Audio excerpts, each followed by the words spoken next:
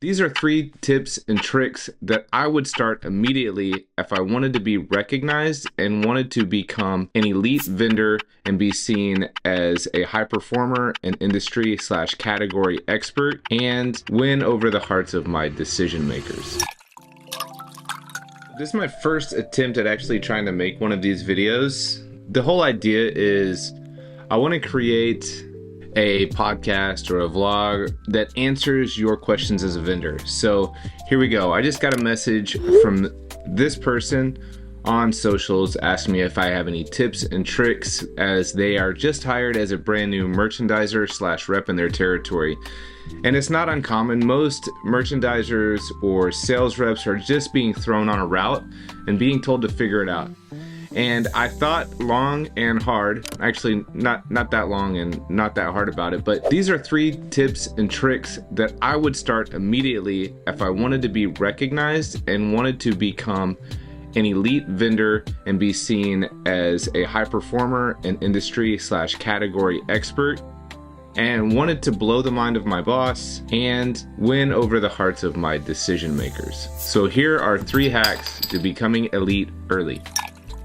All right, the first thing we're gonna do is actually understand our brand's standards, and this is how we're going to do that. So take these actionable steps to actually start understanding your brand standards.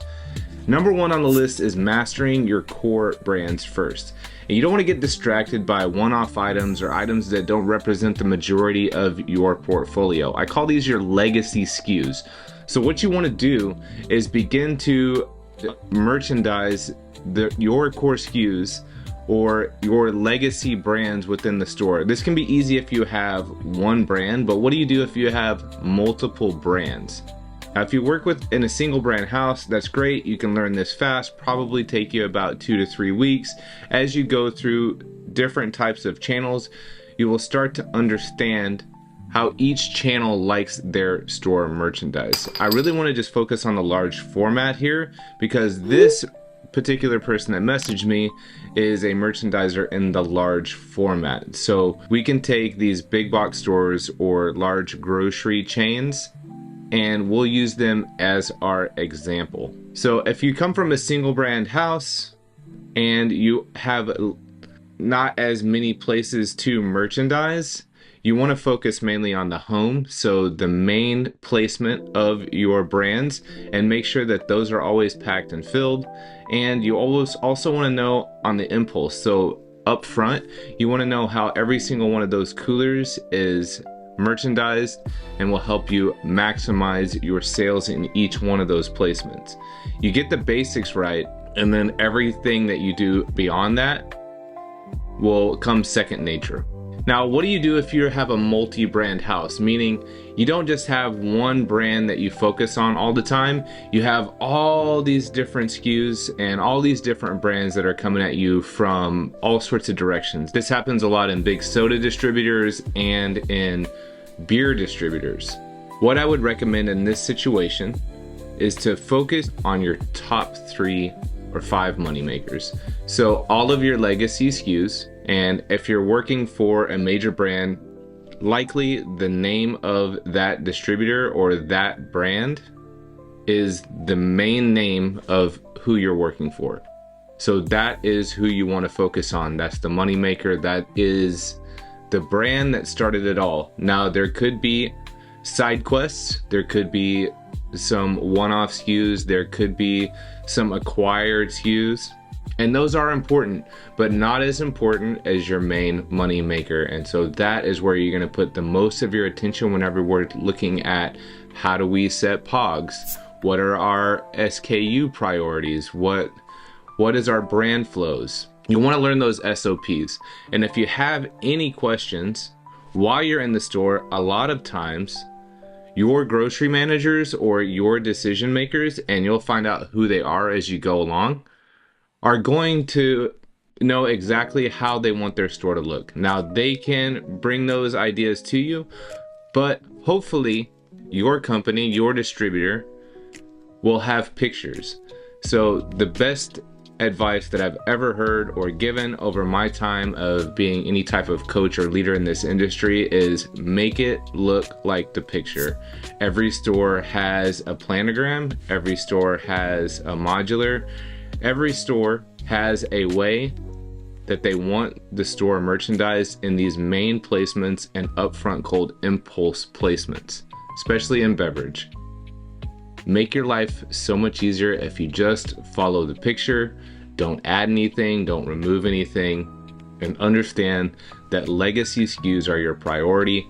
Once you get those down, then you're moving on to the one-off SKUs, the other SKUs that are still driving revenue for the retailer and for your company, but they're just not as much of a top priority.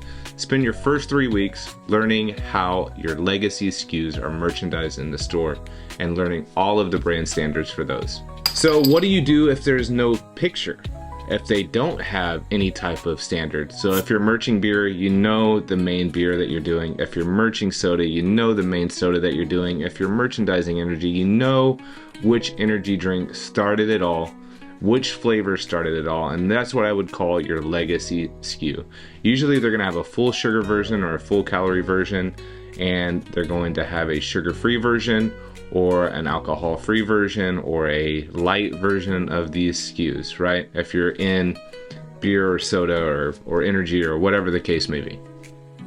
You want to give preference to that initial brand, that SKU that started it all, that everybody recognizes initially.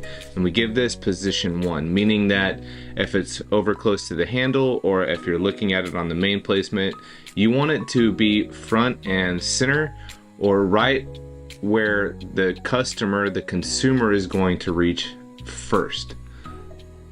So when making your own SKU, I would defer to, or whenever you're making your own POGs, I would defer to putting that legacy SKU in position 1 and possibly, if you can, giving it multiple facings. As you have more space, you can actually add other SKUs as well. This is where your diet or sugar-free SKUs will begin to go, and any type of innovation, any type of good selling SKU, but just not the main focus of your brand. There's a common theme that I hear from merchandisers and sales rep is that the reason they may divert from the actual plan or SKU priority list or introduce a SKU that is not on the POG, like the traditional POG, is that there's a decision maker in the store that really loves this SKU. This is a great opportunity for you to start expanding your comfort zone and becoming that elite vendor, that elite merchandiser. So what you don't want to do is skew from or divert from the main set that they want. There's a lot of reasons, especially in these big box stores, why things are merchandised the way they are, especially with people doing online ordering. There is a reason why these are set in this place, because you do have online shoppers, and even with like the rise of Spark and Uber Eats and stuff and things like that, these mobile deliveries, even with Amazon, these stores, your retailers, are starting to compete with these large online warehouses that are able to deliver anything. So there's a very specific reasons why you want to keep your sets simple and to the planogram that the store has derived for this particular location. Now, there is one-offs, right? There's always going to be one-offs in this business, and you may have that decision maker that says, oh, I really love this flavor. I can't run out of this flavor. So let's talk about that a little bit. When you have a decision maker that loves your brand and loves a SKU or a flavor that is not on the POG, maybe it's innovation, maybe it's reserved for other types of stores, or it's just one of those items that's a flex item that doesn't have a priority. If this decision maker really loves that SKU, it's a great opportunity for you to speak to, this is the way corporate wants our POGs set. We do this because of XYZ, all of the online ordering and your competition, right? We want to make sure that we have our best selling SKUs front and center available for your consumers and for your online shoppers. Now, if you really do love this SKU, like you say, if you really do love this flavor, I see a great opportunity for us to put additional placements around the store.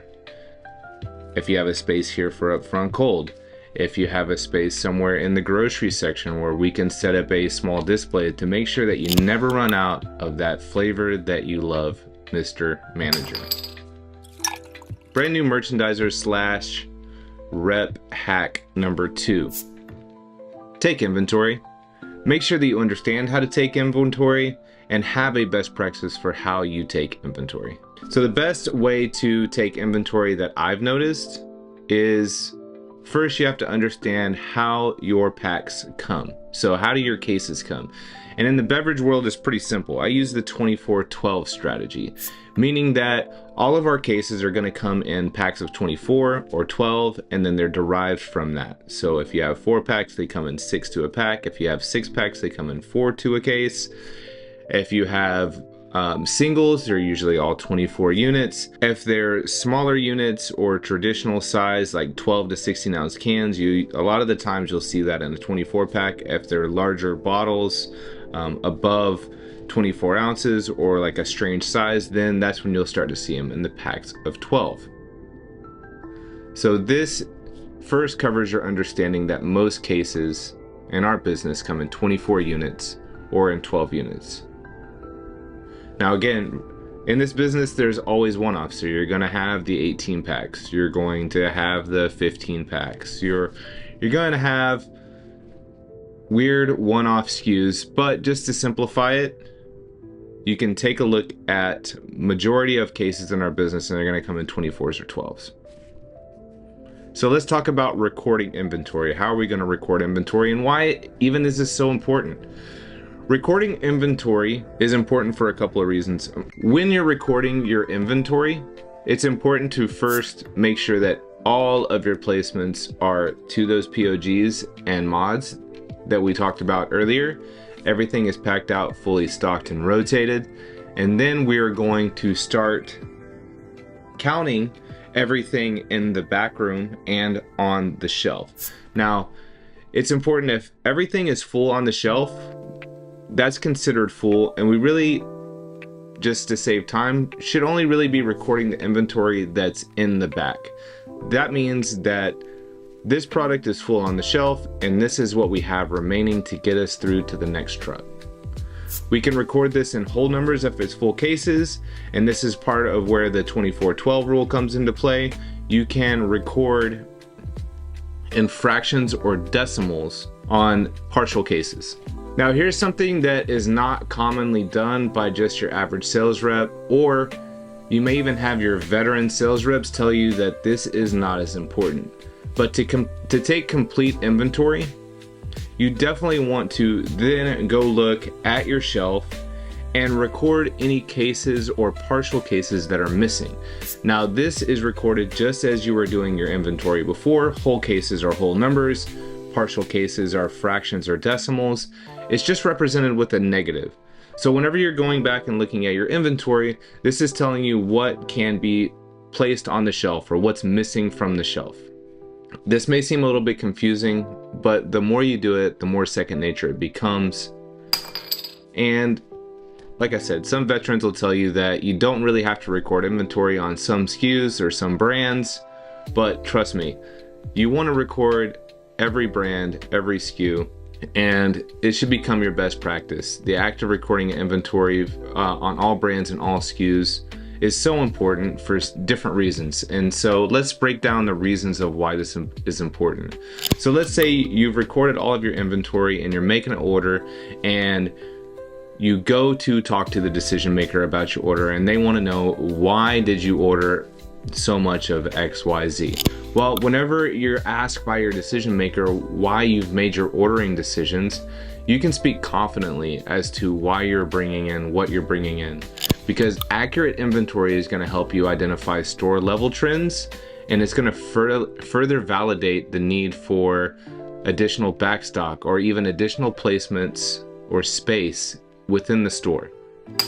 So that display, that cooler, that additional long-term sales driver, all of these things are going to be validated because you are going to become kind of a Nostradamus at forecasting. Once you become an expert at inventory, you'll be able to predict the future, and your forecasting for the store's needs is going to become so much more powerful. You'll also begin to write balanced orders, so all of your stuff is going to be flowing very well, makes rotation easier. You're already following the POGs, so you're not ordering any extra crazy stuff that just gets stuck in the back and in purgatory. Everything is going to be flowing, and everything that you order is going to make sense. Your back room is going to be very organized, and it's going to help your support as well. I understand that you don't always have control of your stores. Sometimes there is coverage. Sometimes people are making orders for you.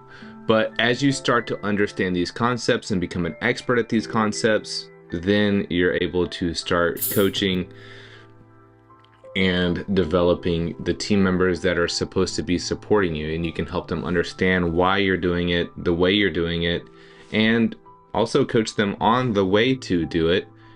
And then everybody starts really looking like an expert and looking like a genius in this store, which is going to start boosting the confidence that the decision maker has in your order making capabilities, your forecasting, and your consultation on why you may need a display or a long-term sales driver or something up front, additional coolers up front. Your third tip / hack is to learn each one of your store's business models. Now, if you have multiple channels, I know we've pretty much focused on just the large format. These concepts and strategies can be applied to any channel that you work in, whether that's convenience, liquor, large format, grocery, mass merch, big box stores, you name it. All of these strategies and ideas are pretty universal and easier to do in the small format or like a drugstore or something like that.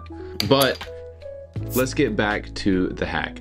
Learn each one of your customers' new business models. What does that even mean? What I want you to do is, as you're walking this store, as you're visiting each store for the very first time, and as you continue to walk through these stores and service them, I want you to take note of each channel's or each store's or even each manager's best practices. I want you to ask questions and listen to understand strategies that each decision maker uses in the store. You can do your part in understanding what each store needs just by being cognizant and actually paying attention to what's happening around the store. For instance, these are some questions that you can ask or just trying to take note of as you walk around the store. You can look at, how does the store like to feature items? Do they pair drinks and snacks? Do they take risks that you don't see in other stores? Is this like a training store? Do you see everything is by the book and there's no real deviation from what the actual business model for this channel is? Are they vendor friendly? Do you see a lot of vendor displays? Do you see new products on display? When you see new products on display, how are they displayed? Are this kind of conservative type display, or do they go big and bold with these displays? How do you see your competitors' merchandise in the store? So within your category, how do you see your competitors' merchandise in the store? And do you feel like they're willing to take risks on your category? Are they willing to go big and bold with your products? Or are they pretty much just, hey, this is the way we do it, this is a business model that we found that works well, and this is how we do things around here? You can also take a look at what ad events or what different marketing events within the store do they get excited about? Do they go big on coupons? Do they go big on price cuts? In Walmart, they call it rollback. Are they big on cross promotions? Can you think of a creative cross promotion within departments? Is there a GM product that pairs well with what you got going on? There's a lot of things going on where different brands, and not just CPG items, will pair with one another. And what can we do to cross promote different departments with each other? Do they like to go big on new items? Things like that. So these are things that you can look at. Another thing that we're going to note is who's making the decisions in each department and sub-department. What is the hierarchy in these accounts? Who's making the decisions? So if you need something in each department, who are you going to directly? Do they defer to the store manager? If you go to the store manager, do they defer to a department manager? If you have the blessing from the store manager to go directly to a department manager or an assistant manager, always do that. Understand that if you ask this person, do they have the ability to make the decision? Don't waste your time with somebody who is going to act like a decision maker, but in the end not be able to pull the trigger, or if they pull the trigger, their supervisor is going to be upset with them and ask them, what are they doing? So pay attention to those people.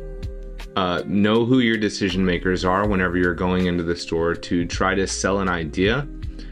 And always be friendly to everybody, because we never know who is going to be up next within certain departments. Or, you know, today's regular clerk could be an assistant manager or a store manager later on. We never know who is going to be up next, and you want to try to make, you want to be cordial with everybody in the store is all I'm saying.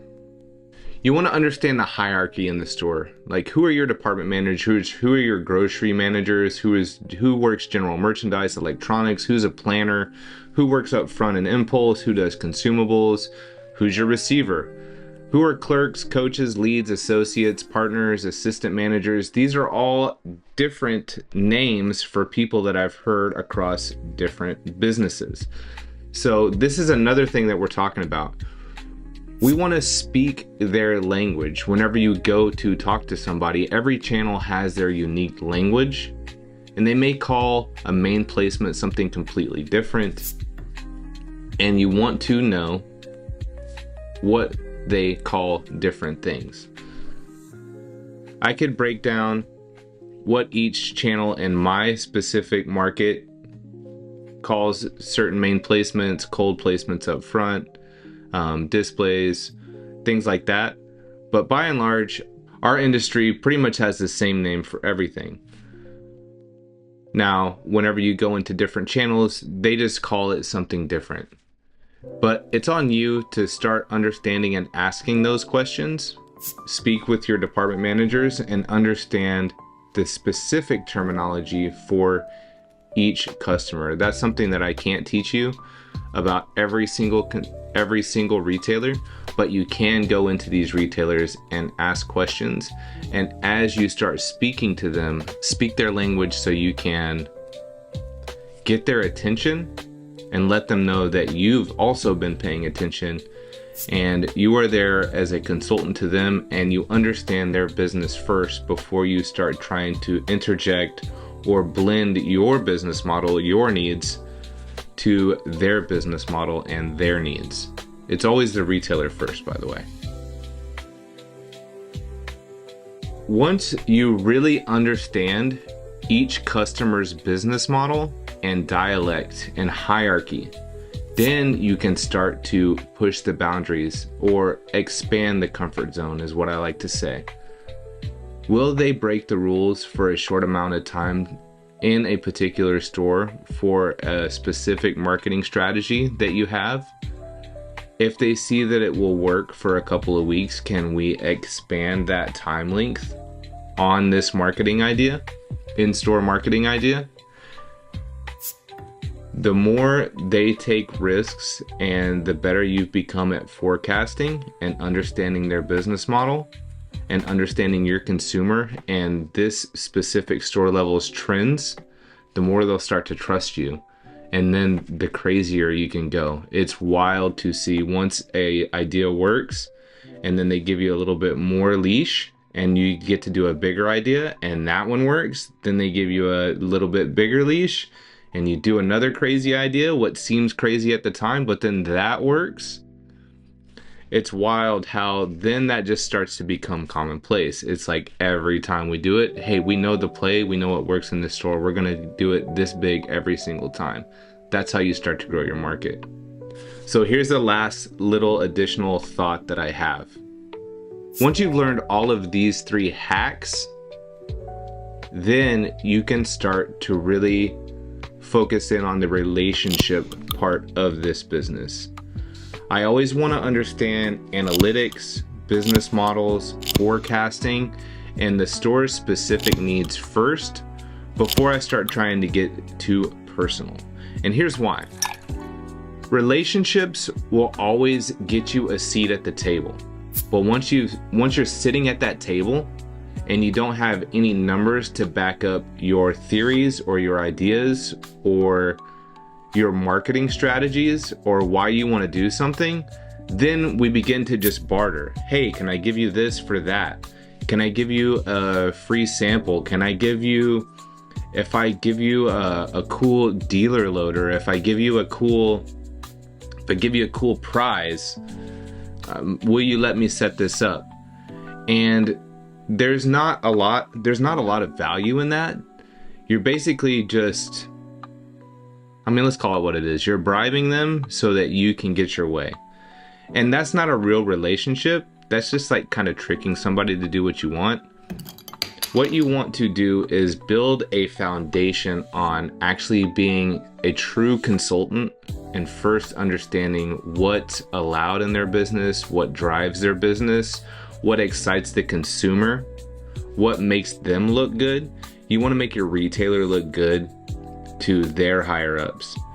You want to give them basically free consulting that makes them look like a genius, that's based on all of these facts that you've been putting together over the course of your career that you're giving to them for free. And you can say, hey, take credit for this when it works well. And if it doesn't work well, that's egg on my face and you own that failure. But the better you are at these 3 tips, the less failure you're going to have. That I can guarantee you. Save the relationship for last. The relationship part of it, being a likable person, will definitely get you a longer conversation, but it's not going to seal the deal. It's not going to make your products sell better. It's not going to make your ideas work better. All it does is get that person to actually want to talk to you whenever they see you in store.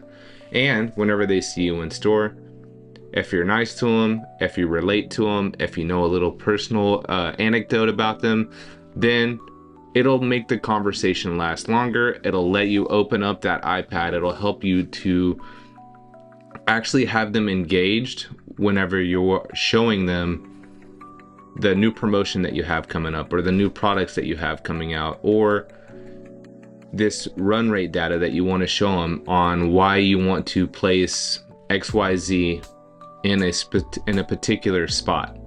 Relationships get you a seat at the table. Numbers close the deal. These are 3 skills that are going to separate top tier merchandisers and reps from everybody else.